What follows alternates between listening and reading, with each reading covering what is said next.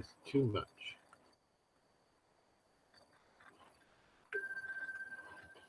Okay, we're going to do a geometry question, and it's from an exam. It's a pretty straightforward one, but it'll give you an idea of how you can get some marks here. So let's see here.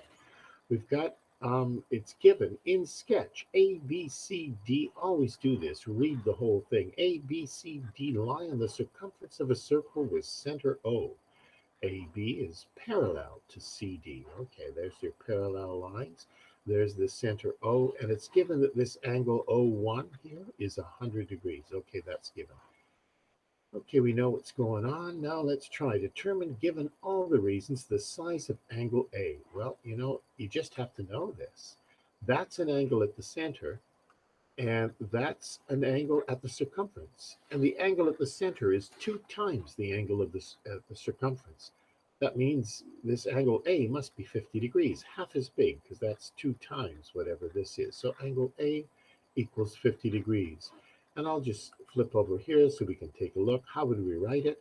The angle at the center, the angle A is 50 degrees, because angle at the center is 2 times the angle at the circumference. Okay, let's try the next one. Angle D, that's another one. You just have to know it.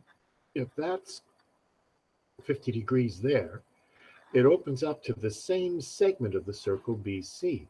So angle D is 50 degrees. Angle D is 50 degrees because of angles in the same segment. I'll just flip over here so we can, that's how you have to write it down. D is 50 degrees because of angles in the same segment. Angles in the same segment. Okay. Let's try the next one. Angle E1. Now look, see, it's 4 marks, so it's a little bit more work. Angle E1 is 4. Well, they gave us parallel lines. We have to use it. So that angle A is the same as angle C2, which is 50 degrees. And you'd say because of alternate angles, that's the corners of the Z there, and you make sure you say that AB is parallel to CD. That's what makes the alternate angles equal. Okay, we've got that's 50, that's 50. And sometimes people miss this one. You've got a little triangle here. This E1 is the exterior angle of a triangle.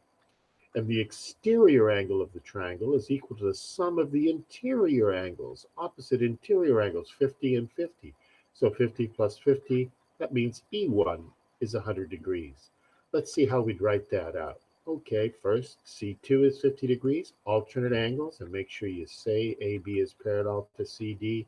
And then E1's 100 degrees because of the exterior angle of triangle EDC.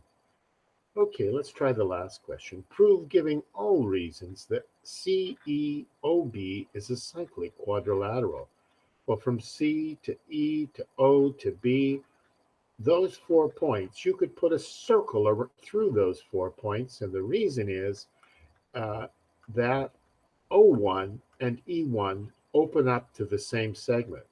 So if you have 2 angles that open up to the same line, then it's the converse of angles in the same segment. Make it that E, O, B, and C must be part of a cyclic quadrilateral. Let's see how we would write that down. When you have 2 angles that open up to the same line, that means that all 4 points could be are part of a cyclic quadrilateral. And how would we write it? We can say right off the bat, CEOB is a cyclic quadrilateral because the converse of angles in the same segment, because E1 and O1 both equal 100 degrees. Okay, there's a whole question all done.